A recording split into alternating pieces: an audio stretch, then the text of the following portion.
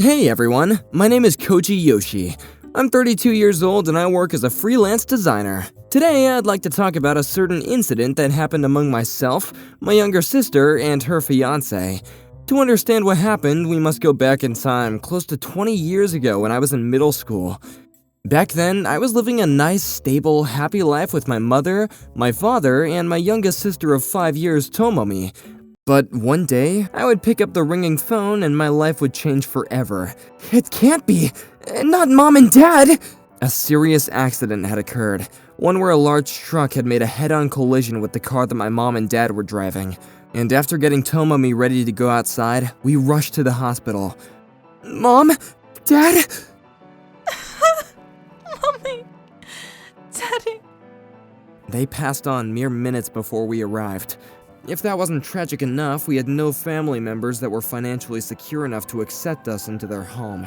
That's why I gave up on my dreams to get into a good high school and landed a job as a construction worker right after I graduated middle school.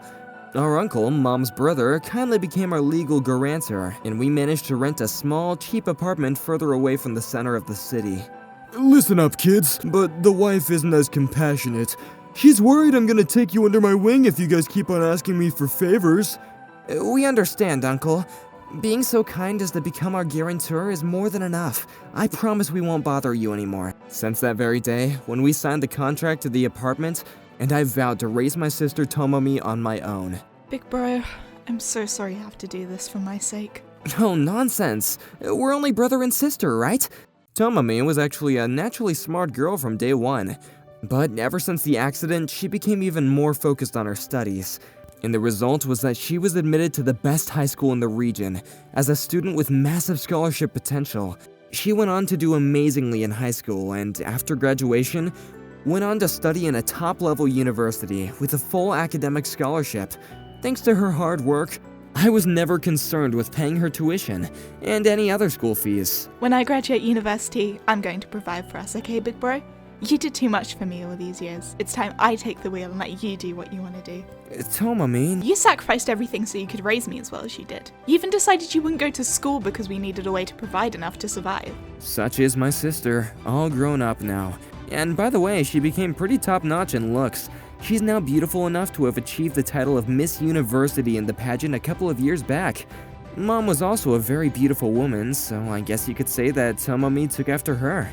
Tomomi, every year you look more and more like Mom. You've become so beautiful. Shut up. We really gotta visit their grave sometime soon. We gotta let them know that you were admitted to a good university, remember? Life was great. Until one day, during the summer vacation of Tomomi's 4th year at university, an accident at the construction site caused me to fall from a height of nearly 15 feet, and I'd suffered serious injuries.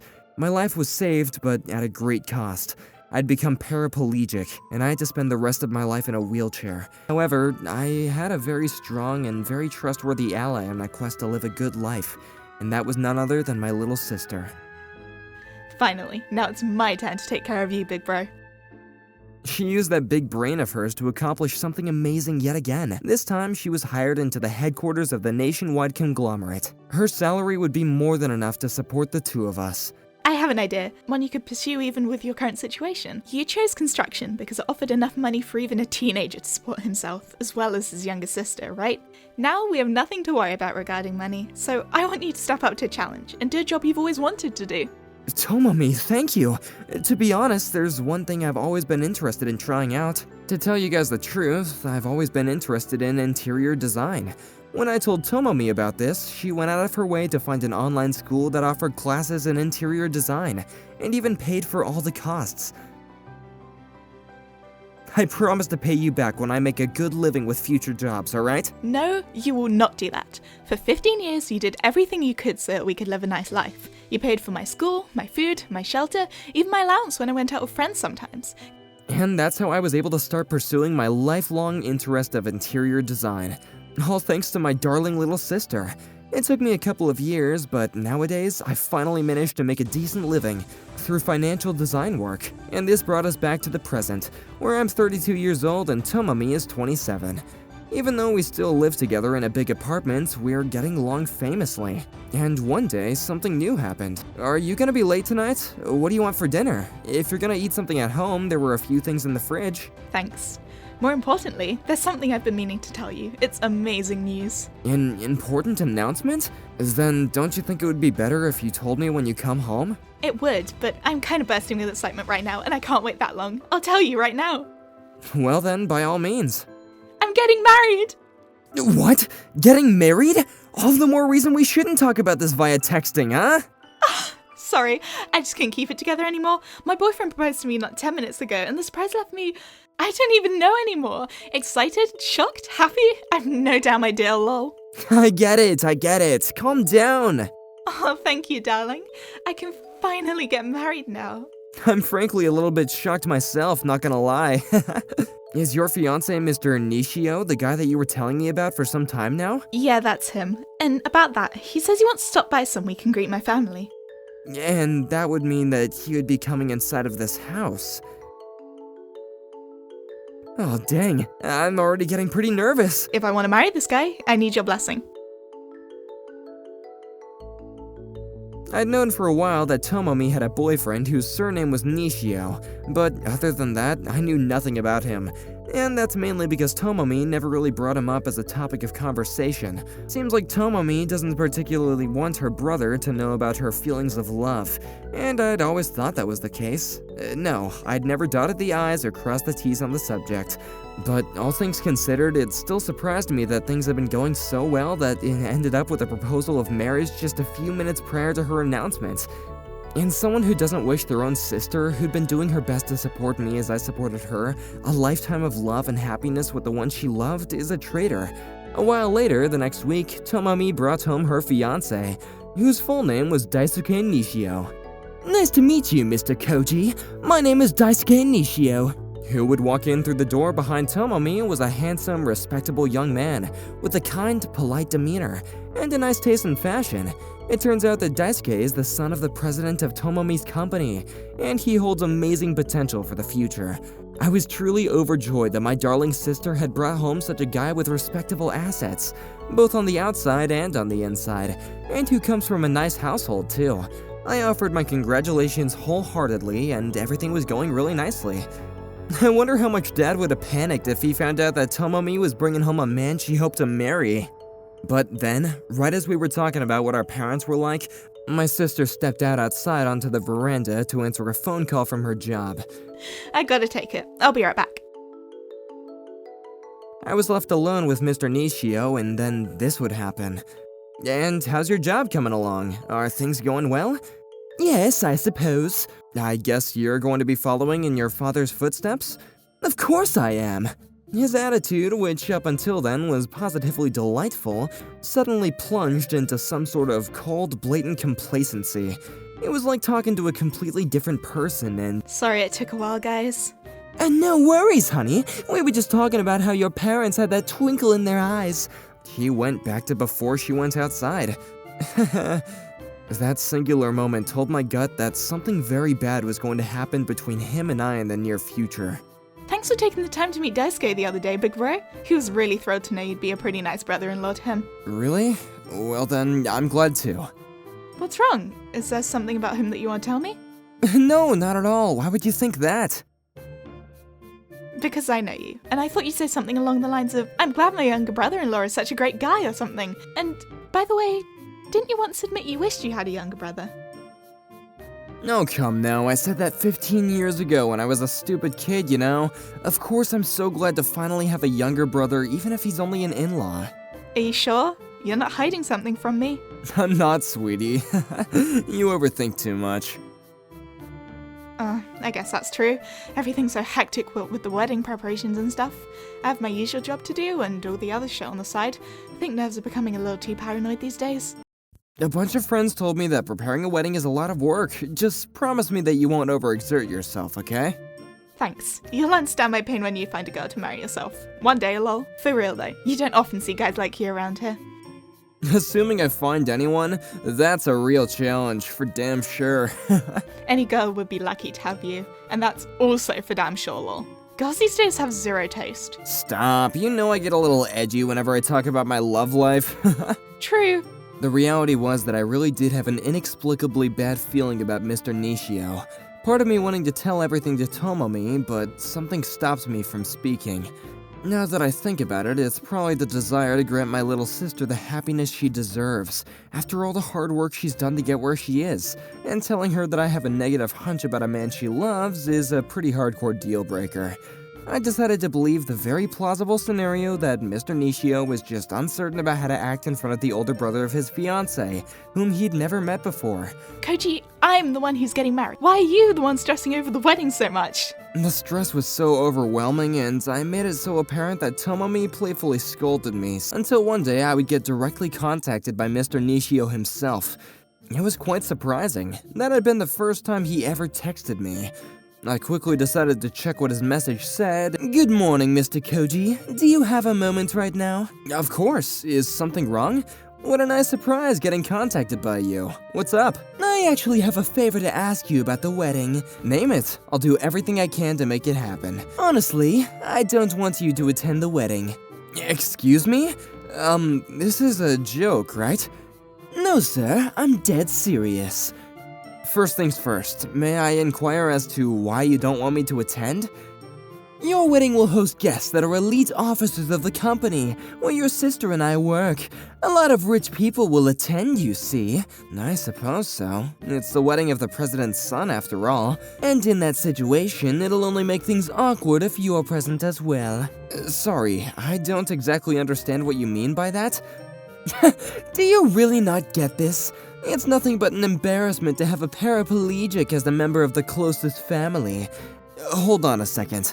Let's assume I accept your wish and I promise I won't attend. What am I supposed to tell Tomomi, who I raised in the place of her father, rest his soul? "Come to the wedding for a brief instance, leave your gift for us, and just make up some excuse to leave like you suddenly felt a little ill or something. As I said, I'm her only family. Who's going to walk her up the aisle on the big day?" "Walk her up the aisle, sir? You're in a wheelchair. Of course you can't walk her up the aisle. Too funny, sir, for real." "I'll personally ask my father to do that job." Wait, we are not finished here. After that, no matter how many times I sent him texts, I never got any replies, and he eventually blocked me completely. In that moment, the suspicions that I had about Mr. Nishio were confirmed, and it pains me to say that I began to resent him. I could have said something more firm that could have caught his attention, but considering the fact that he's the direct heir to inherit his father's company and estate, well, let's just say a salmon can't possibly win in a fight against a grizzly bear. In any case, I'm aware that he's a very kind, gentlemanly figure in Tomomi's eyes, and I'm very certain that she's very much in love with him too. Her behavior in the next few days that followed explicitly showed how excited she was for the wedding, and I forced the urge to tell everything to Tomomi down into darkness.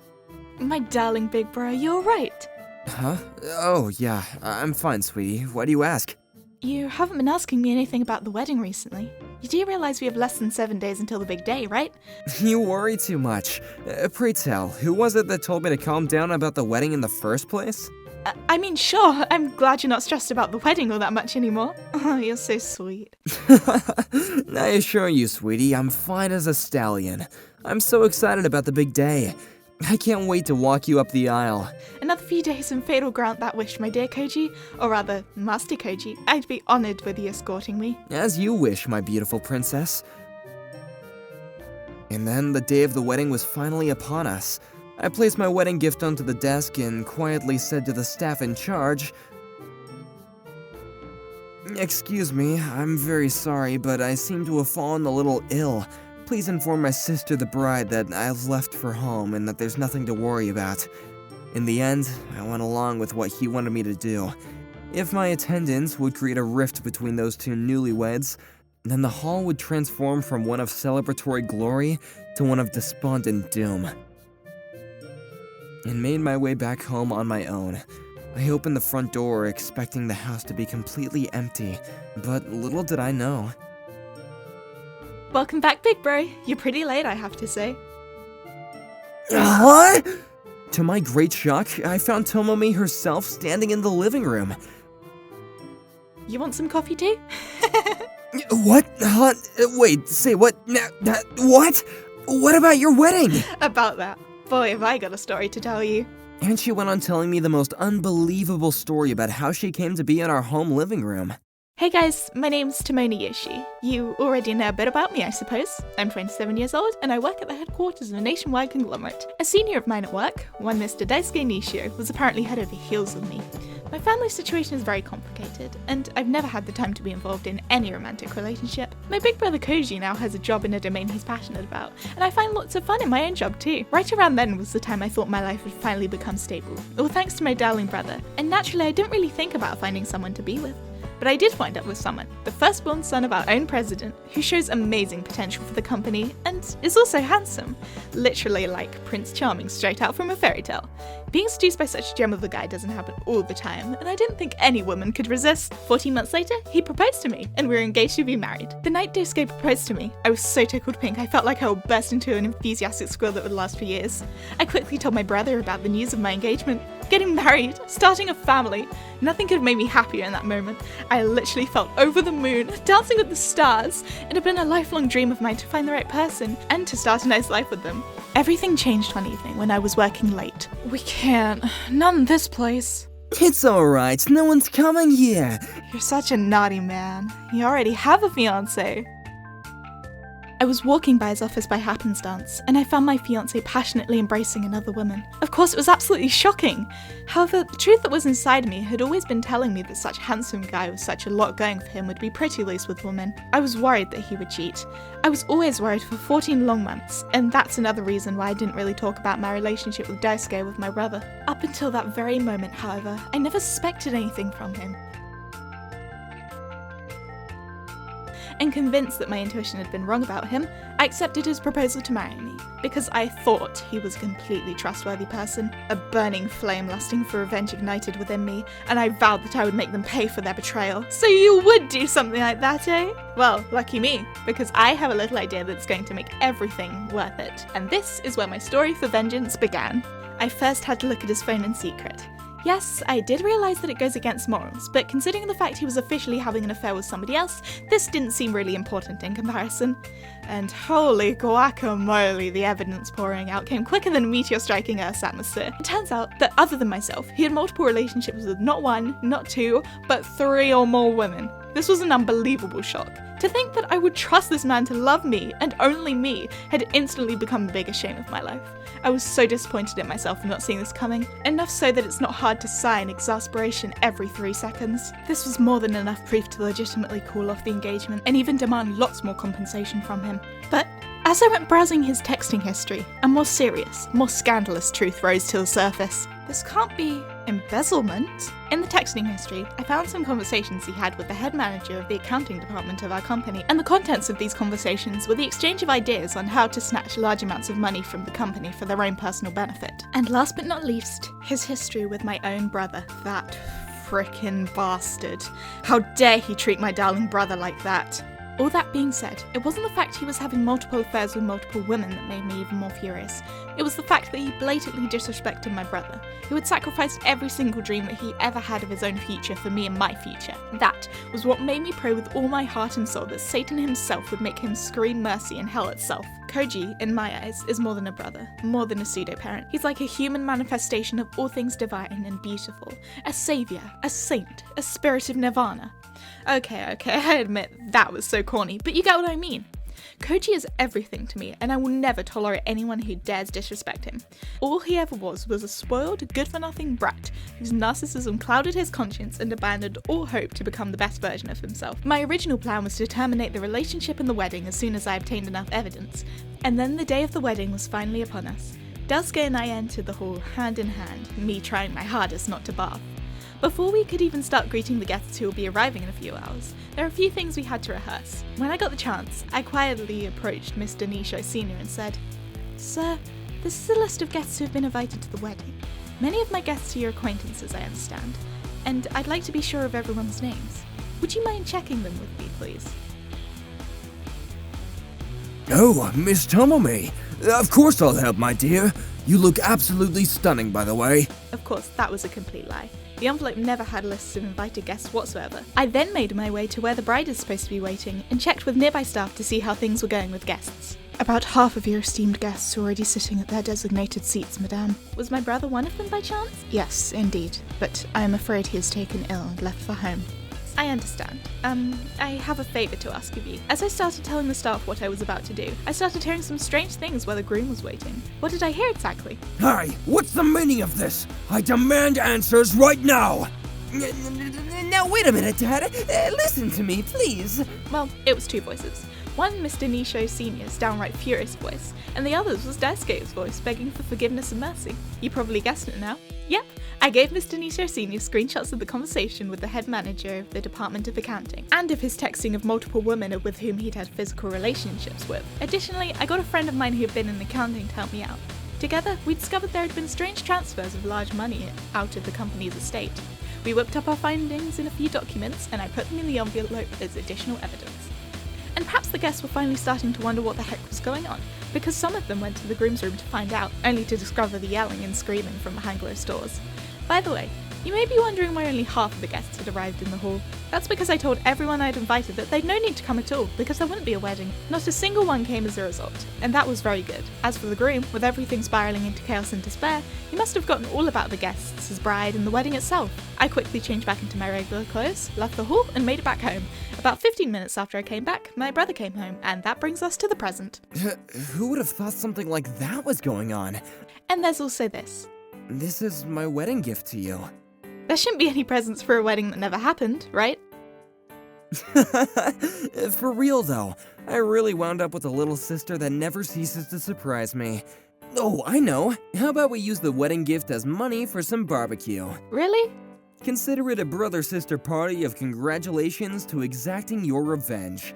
Are you sure? That's an awesome idea. Thanks, big bro. What you're about to hear is what I heard from a friend of mine at work.